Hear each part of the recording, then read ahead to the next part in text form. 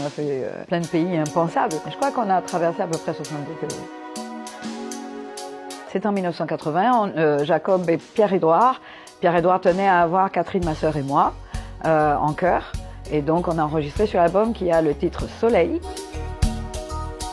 C'était en 1983. Ils m'ont appelé pour faire la tournée du carnaval. Et j'étais avec une autre choriste. Et bon, on s'amusait bien, quoi, voilà. Le premier succès a été avec le titre Mauvais Jour.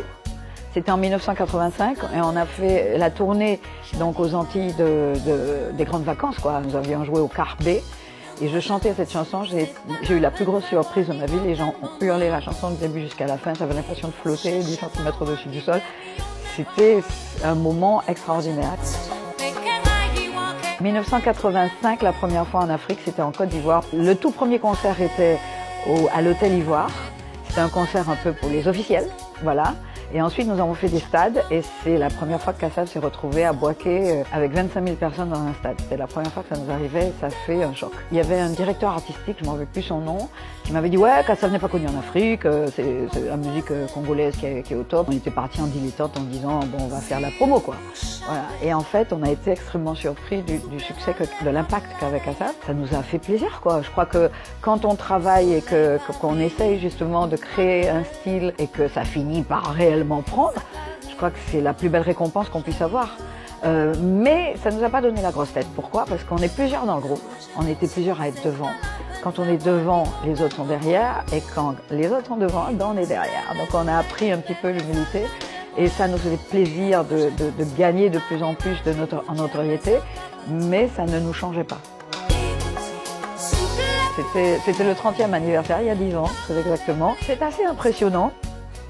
Je crois que quand on regarde le DVD, on se rend compte de ce qu'on a fait.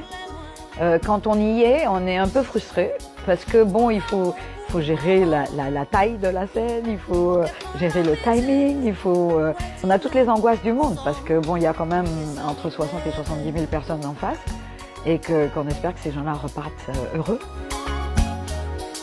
C'était très dur, mais c'était avant son décès en fait, parce que Patrick avait envie donc d'être un peu plus tranquille, parce que faire partie d'un groupe, ça demande un tas de sacrifices, ça demande d'oublier qu'on a des familles. Donc en 2002, il nous a annoncé qu'il arrêtait les tournées avec le groupe et qu'il avait envie de faire un passage en solo. Je crois qu'il savait déjà qu'il était un peu malade et qu'il avait envie de profiter de ces moments-là. Et on a compris, et c'était très dur. Qu'on aille en Chine.